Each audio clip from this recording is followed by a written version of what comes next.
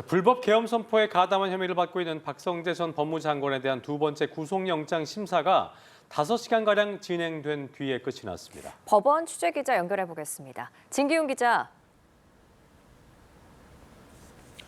네, 박성재 전 법무부 장관에 대한 두 번째 구속영장 실질심사는 오늘 오전 10시 10분부터 5시간가량 진행됐습니다.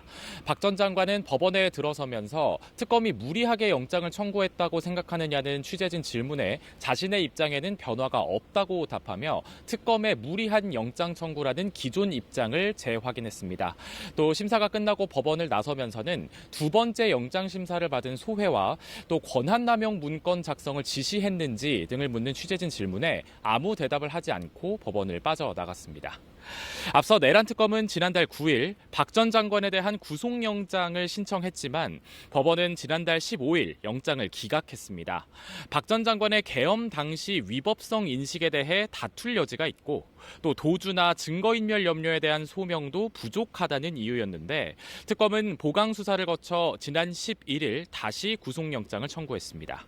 특히 박 전 장관 등의 휴대전화에서 다수당이 권한을 남용해 입법 독재를 일삼았다는 등 계엄을 정당화하는 내용이 담긴 권한남용 문건을 확보했는데 박 전 장관이 이 문건을 작성하게 해 계엄의 근거로 삼으려고 한 게 아닌지 특검은 주목하고 있습니다.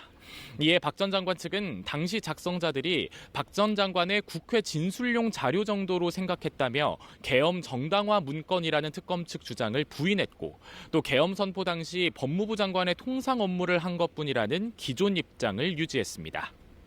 재판부는 박 전 장관을 상대로 계엄 당시 국무회의에서 윤석열 전 대통령이 어떤 말을 했는지 또 계엄 이후 휴대전화를 왜 교체했는지 등을 확인한 걸로 알려졌습니다.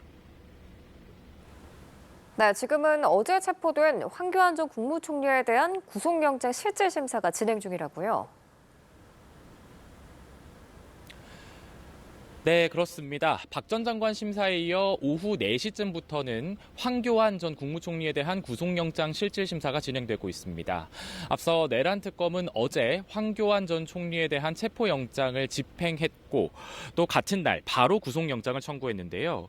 특검 측은 220쪽 분량의 의견서를 재판부에 제출하고 오늘은 박억수 특검보 등 4명이 심사에 출석해 45쪽 분량의 PPT 자료로 황 전 총리의 구속 필요성을 강조하고 있습니다. 황 전 총리는 비상계엄 선포 당일 SNS에 우원식 국회의장과 한동훈 전 대표를 체포하라는 내용의 글을 올려 내란을 선동한 혐의로 어제 체포됐는데요. 특검 측은 법무부 장관과 여당 대표, 국무총리 등을 역임한 황 전 총리가 계엄의 위법성을 인식할 수 있던 상황에서 내란 선동의 고의를 갖고 이 같은 글을 쓴 걸로 보고 있습니다. 황 전 총리는 어제 체포된 후에도 계엄 선포는 내란이 아니라며 선거관리위원회를 압수수색한 게 어떻게 폭동이 되냐고 주장한 바 있습니다. 특검은 체포영장 집행 당시엔 내란 선동 혐의만 적용했지만 황 전 총리가 영장에 의한 법집행을 거부해 수사에 지장을 줬다며 공무집행 방해와 수사방해 혐의도 구속영장에 추가했습니다. 그리고 윤석열 전 대통령에 대한 내란 재판도 진행 중인데 홍장원 전 국정원 1차장에 대한 증인신문이 진행 중이라고요?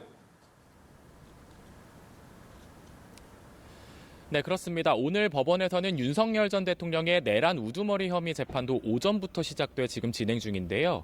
오후 공판이 진행되고 있는 상황에서 오후 3시 20분쯤부터는 홍장원 전 국가정보원 1차장에 대한 증인신문이 진행되고 있습니다. 홍 전 차장은 지난 2월 윤 전 대통령의 헌법재판소 탄핵심판 변론의 증인으로 출석해서 비상계엄 당시 윤 전 대통령으로부터 싹 다 잡아들이라는 지시를 받았다고 증언한 인물입니다.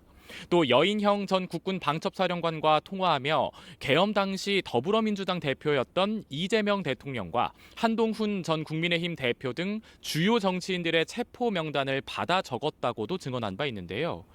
홍 전 차장 증인신문에선 이른바 홍장원 메모가 쟁점이 됐습니다. 특검 측이 메모를 제시하며 홍 전 차장에게 작성 경위 등에 대한 질문을 이어갔는데 윤 전 대통령 측은 홍 전 차장이 이 메모를 대필한 보좌관을 헌재 탄핵 심판 때부터 명확히 밝히지 못하고 있다며 증거 능력을 문제 삼았습니다.